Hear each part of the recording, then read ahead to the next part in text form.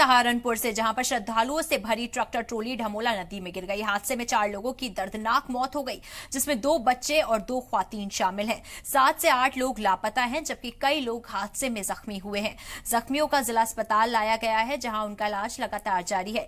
वहीं जिला इंतजामिया की देखरेख में लापता लोगों की तलाश में रेस्क्यू ऑपरेशन जारी है। हादसा उस वक्त हुआ जब ये सभी लोग ट्रैक्टर ट्रॉली से जा रहे थे, तभी ढमोला नदी की तेज बहाव में ट्रैक्टर ट्रॉली पलट गई। दुर्घटना सहारनपुर के देहात कोतवाली इलाके के बोंदकी गांव के पास हुई है। ट्रैक्टर ट्रॉली में बच्चे समेत लगभग 48 लोग सवार थे, जिनमें से कई लोग अभी भी लापता हैं। जो लोग मिल गए हैं उनका इलाज किया जा रहा है। हालांकि यहां पर 4 लोगों की मौत की खबर भी आ रही है, जहां पर 4 लोग हलाक हो गए। और वहीं आपको बता दें कि इसमें 48 लोग सवार थे।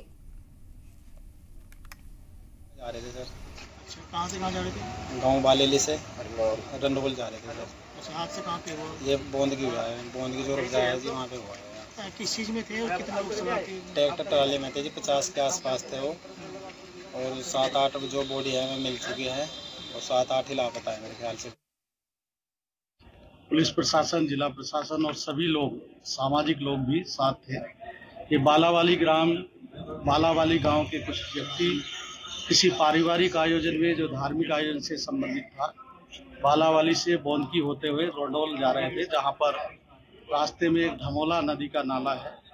और आप देख रहे हैं कि गत पूरी रात अतिवृष्टि हुई है, सवेरे भी अतिवृष्टि हुई थी। अतिवृष्टि के कारण उस नाले में बहुत ज़्यादा जल भराव था और ये लोग उसको पार करने की कोशिश की, उसी में ये घटना हुई है।